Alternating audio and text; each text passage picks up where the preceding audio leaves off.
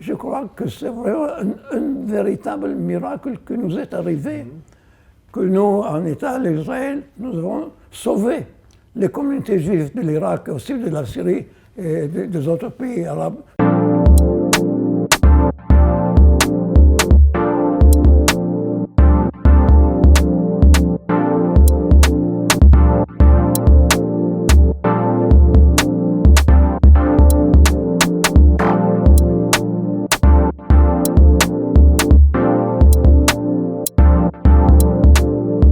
À 10 ans à peine, vous faites votre aliyah avec votre famille. Parlez-nous de votre arrivée en Israël, des premières années en Israël, c'est-à-dire dans les années 30. Nous sommes une grande famille, 11 enfants.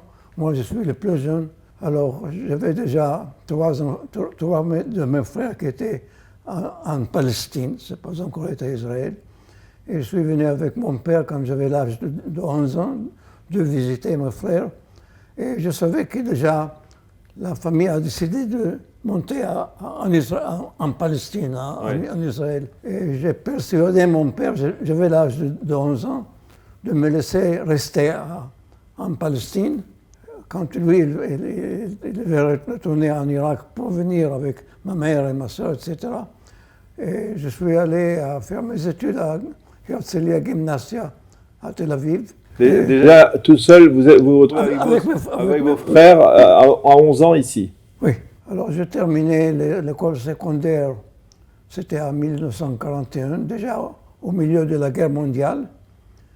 Et je suis allé à Degania, le premier kibbutz en Israël, au lac de Kinneret, au lac de Tibériade. Nous avons décidé de construire un kibbutz à nous aussi. Alors ça, c'était déjà à 41, 42. L'agence juive nous a dit, oui, c'est bien, mais nous n'avons maintenant ni l'argent, ni la terre. Alors nous étions envoyés à Pardes Chana. Et moi, j'étais le directeur de kibbutz à ce moment-là. Et à 1945, à la fin de la guerre mondiale, on m'a demandé de rencontrer Yosef Avidar, général Avidar. Il nous a dit, voilà, la guerre est terminée et il y a une bonne possibilité qu'on va créer un État en Israël. Et si ça sera vrai, toute la situation va se changer. Parce que jusqu'à ce moment-là, en effet, quand il y avait des problèmes avec des Arabes palestiniens, il y avait des petits accidents, disons. Oui. Mais si on va créer l'État d'Israël, ce sera une vraie guerre avec les pays arabes, avec les armées. Alors il faut créer une vraie armée juive. Mm-hmm. Et pour cela, nous avons besoin d'avoir de fusil à chaque soldat. Autrement, on n'est pas soldat. Alors, il nous a dit que le problème de fusil, nous avons résolu. Mais la chose principale, c'est le boulet, les balles. Les balles. Les balles. Ouais.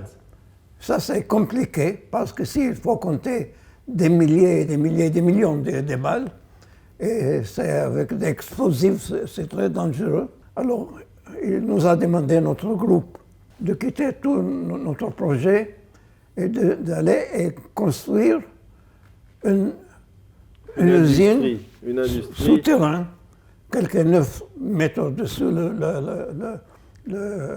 la terre, pour créer une industrie militaire israélienne. Une industrie. Ce que l'on connaît de votre histoire tout à fait exceptionnelle, c'est bien entendu votre action en faveur de l'aliyah des Juifs d'Irak. Oui.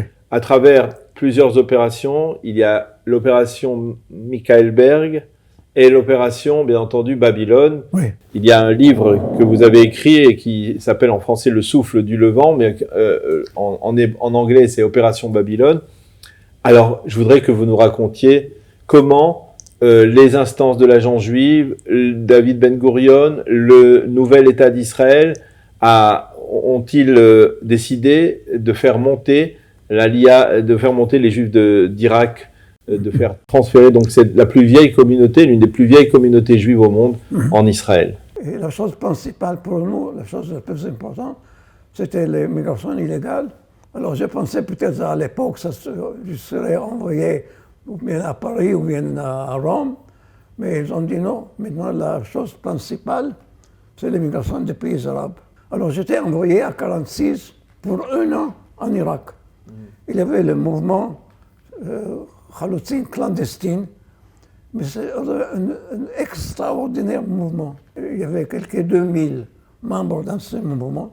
2000 prenaient chaque famille orientale, mettons 5 ou 10 personnes, ça veut dire 20 000 personnes étaient mêlées dans cette affaire. Mais le problème était l'immigration, parce que les Anglais ils ont fermé les frontières de Palestine, et de l'autre côté, l'Irak n'a pas laissé les Juifs de quitter. Alors c'était un double problème. Oui. En Europe, la seule chose c'était d'entrer en Palestine quand les Anglais étaient contre. Mais en Irak, toutes les activités étaient dans un danger réel. Alors j'étais 1 an en Irak et je suis retourné à 1947. Après quelques semaines, on m'a dit qu'il y a 2 pilotes américains qui étaient des pilotes pendant la guerre. Ils sont prêts de transférer des Juifs. Si vous pensez qu'on peut faire quelque chose pour l'Irak, je dis oui, l'Irak, il y a beaucoup de déserts, moi je peux.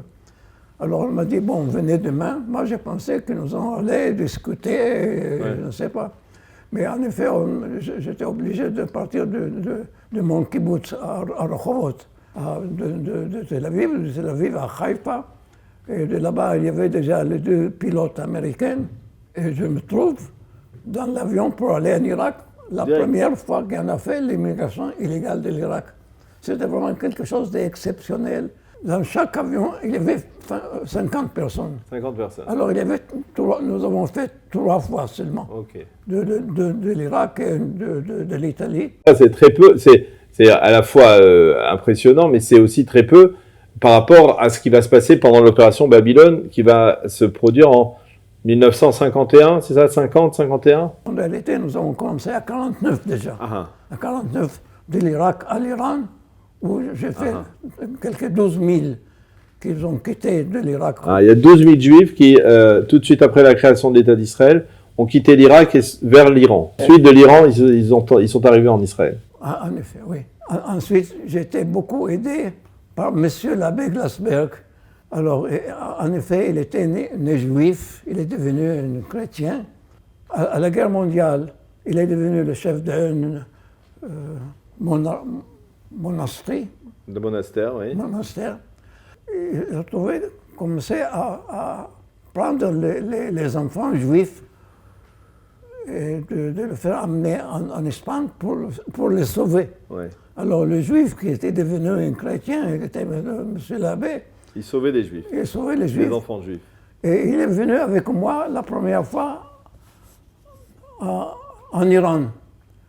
Parce qu'il avait des relations avec la communauté chaldéenne. Et j'étais beaucoup aidé de prendre la possibilité de faire venir les gens de l'Irak en Iran pour les sauver et les envoyer en Israël en 1948-49. Et nous avons fait quelques 12 000 qui sont venus. Et le gouvernement irakien se trouvait dans un véritable problème. 12 000 personnes qui quittent, c'est important. C'est une affaire.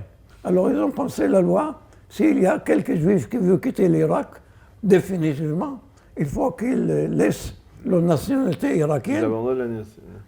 Et ils ont pensé qu'il s'agit de quelques 6 ou 7 000. Comment on est passé de là, de ces 12 000, à l'opération Babylone, c'est-à-dire plus de 100 000 juifs d'Irak qui sont montés en Israël? Comment vous avez organisé tout cela?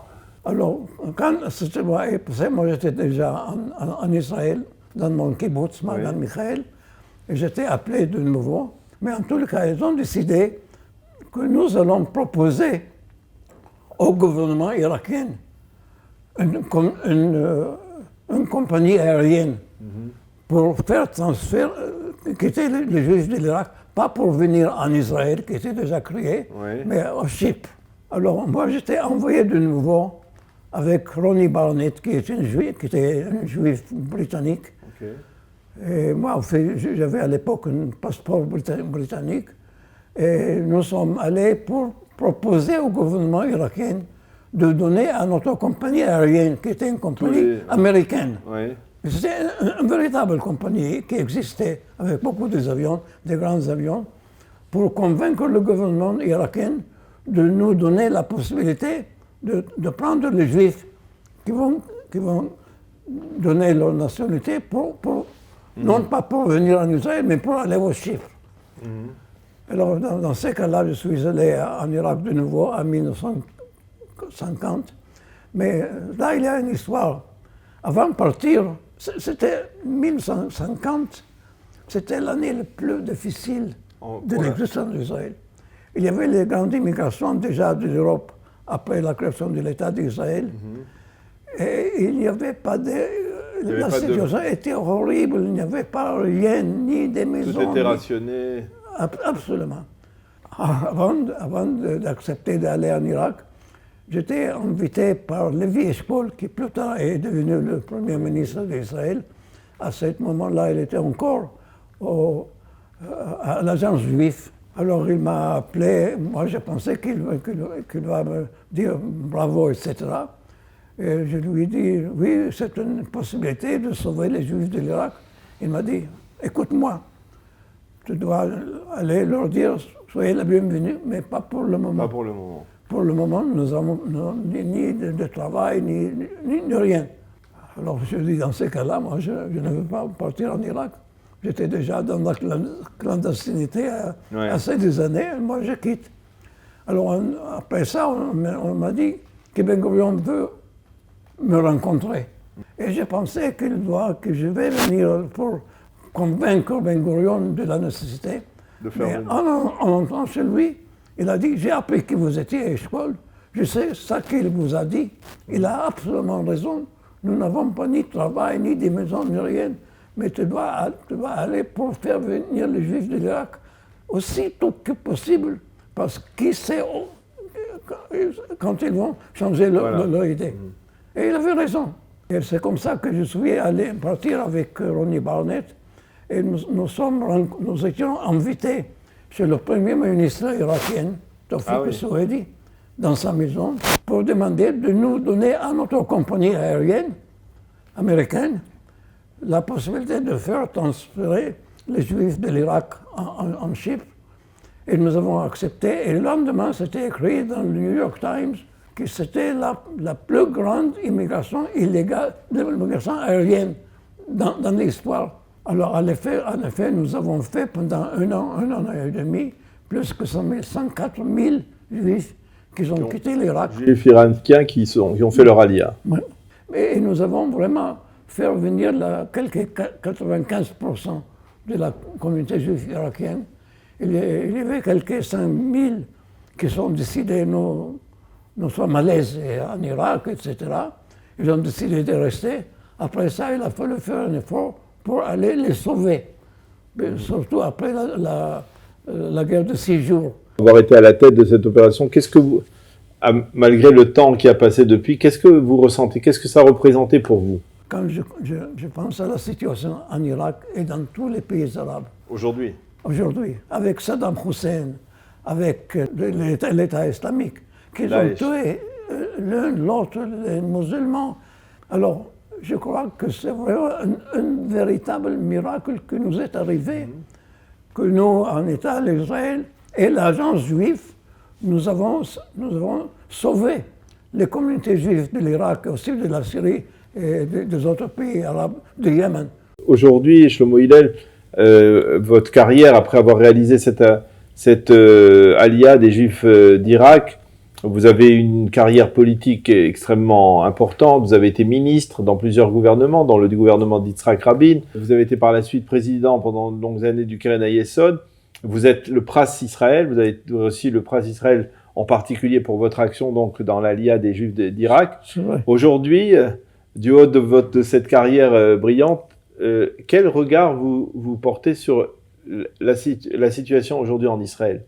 Est-ce que, pour vous qui étiez les pionniers de la création de l'État d'Israël, aujourd'hui, l'État d'Israël va au-delà de toutes les aspirations, ou bien parfois il y a beaucoup de déception dans ce qui se passe aujourd'hui dans l'État d'Israël? C'est vrai, mais comme je vous ai dit, je suis arrivé en Palestine en 1933-34. Oui. Nous étions à peine 300 000 personnes. Et maintenant, nous sommes la plus grande communauté juive dans le monde. Je crois que maintenant, il y a même des juifs dans les pays européens, et aussi aux États, dans l'Amérique latine, etc., qui vont continuer à venir. Parce que maintenant, c'est clair pour le monde, pour les juifs dans le monde entier. Si on peut tenir la réalité juive, il faut avoir les racines en Israël. Alors maintenant, nous sommes heureux de voir les gens qui viennent, non pas seulement après la guerre mondiale, après le Shoah, et des juifs des pays arabes et musulmans. Maintenant, nous savons qu'il y a l'immigration des juifs de l'Europe et de l'Amérique latine, et aussi des États-Unis. Oui. Parce qu'ils comprennent qu'il y a une seule place où on peut être juif. À part entière. Absolument, avec une fierté. Et moi, j'espère de rencontrer toutes les communautés juives qui vont venir et la plus grande partie qui vont rester en Israël. Israël sera le centre du peuple juif dans le monde. Maintenant, nous sommes la communauté, la plus grande communauté, mais nous allons devenir, nous sommes déjà le centre du monde juif en Israël.